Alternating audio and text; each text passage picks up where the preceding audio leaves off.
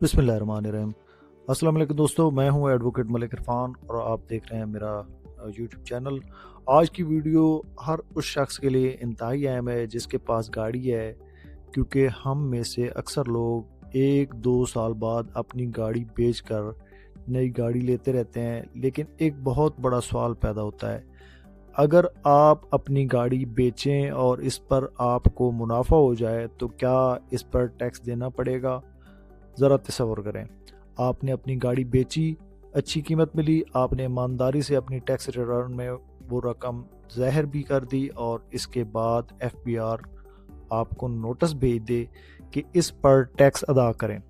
यकीनन ये सूरत हाल किसी के लिए भी परेशान कुन हो सकती है, लेकिन ये है कि हाल ही में appellate tribunal inland revenue Islamabad bench ने एक बहुत अहम फैसला दिया है जिसने इस मामले को वाज़ेह कर दिया है। इस वीडियो में हम आपको ये बताएंगे कि क्या गाड़ी का टैक्स जो है वो इस सूरत में पड़ता है, अगर आपको नोटिस आ जाए तो नोटिस को किस तरीके से आपने रिजॉल्व करना है और किस तरीके से FBR को जवाब देना है। तो काइंडली इस वीडियो को आप डिटेल में देखिएगा। केस की तफसील में जाते हैं। ये केस हारून हैदर भट्टी नामी एक टैक्स पेयर ने कमिश्नर इनलैंड रेवेन्यू के खिलाफ फाइल किया था। साल 2023 में इन्होंने अपने 2 गाड़ियां फरोख्त की। ये गाड़ियां इनके ज़ाती इस्तेमाल में थीं। इन गाड़ियों की फरोख्त से इन्हें तकरीबन 78 लाख रुपए मुनाफा हुआ। इन्होंने अपनी 2023 की टैक्स रिटर्न में ईमानदारी से यह रकम अपनी वेल्थ स्टेटमेंट में ज़ाहिर कर दी। जब इनकी रिटर्न इनकम टैक्स ऑर्डिनेंस के सेक्शन 120 के तहत प्रोसेस में आई तो इसके बाद एडिशनल कमिश्नर इनलैंड रेवेन्यू ने इन्हें नोटिस जारी कर दिया। नोटिस में क्या कहा गया?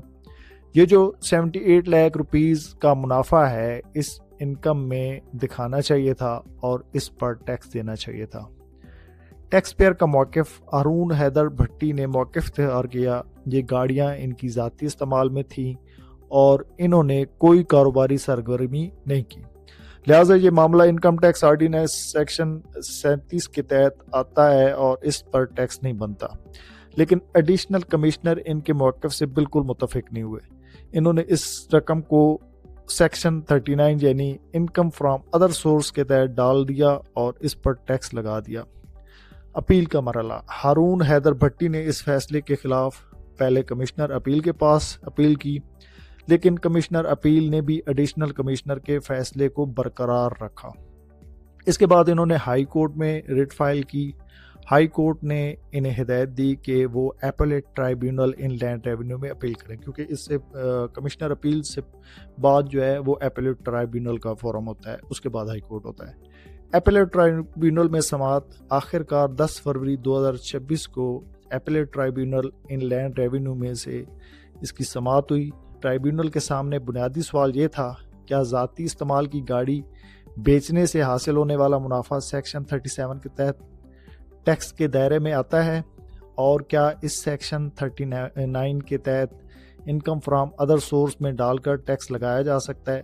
ये 2 अहम सवाल थे। सेक्शन 37 क्या कहता है?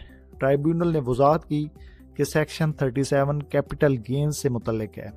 कैपिटल गेन इस वक्त बनता है जब कोई शख्स कैपिटल असासा फरोख्त करे और इससे मुनाफा हासिल करे।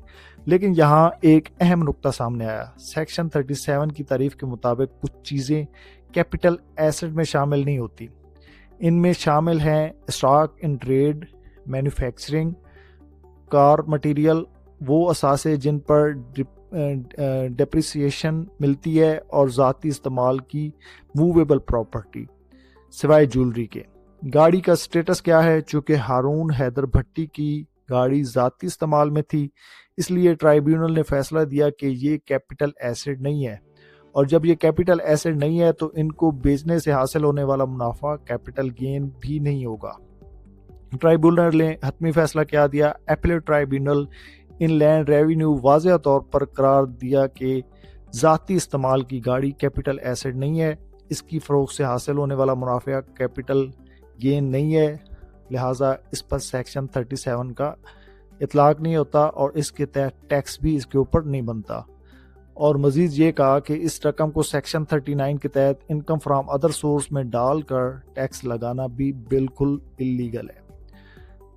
اس بنیادی ٹرائیبیونل نے کمشنر ان لینڈ ریونیو کا فیصلہ جو ہے وہ ختم کر دیا، ایڈیشنل کمشنر کا فیصلہ بھی کالعدم قرار دیا اور لگایا گیا ٹیکس بھی ختم کر دیا۔ عوام کے لیے اس فیصلے کی کیا اہمیت ہے؟ اس فیصلے کے بعد ایک اہم اصول واضح ہو گیا۔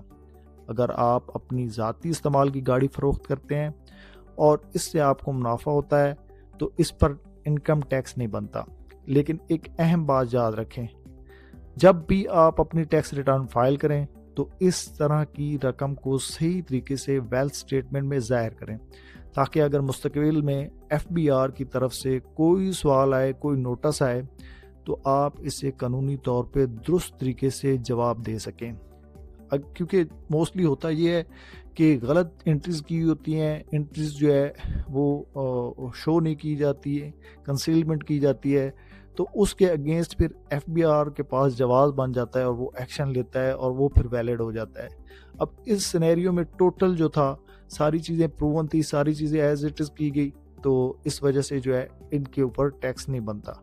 تو میرے خیال میں یہ معلومات ہر اس شخص تک پہنچنی چاہیے جس کی پاس گاڑی ہے، کیونکہ ہم میں سے اکثر لوگ چند سال بعد اپنی گاڑی بیچ کر نئی گاڑی خریدتے ہیں، اور اس لیے اس ویڈیو کو زیادہ سے زیادہ شیئر کریں تاکہ لوگوں کو اس اہم قانونی فیصلے کے بارے میں آگاہی ہو۔ اگر آپ کو یہ معلومات مفید لگی ہو، چینل کو سبسکرائب کر دیں، ویڈیو کو لائک کریں، بیل آئیکن کو دبا دیں تاکہ اس طرح کی آپ کو ویڈیو ملتی رہے۔ تھینکس فار واچنگ، اللہ حافظ۔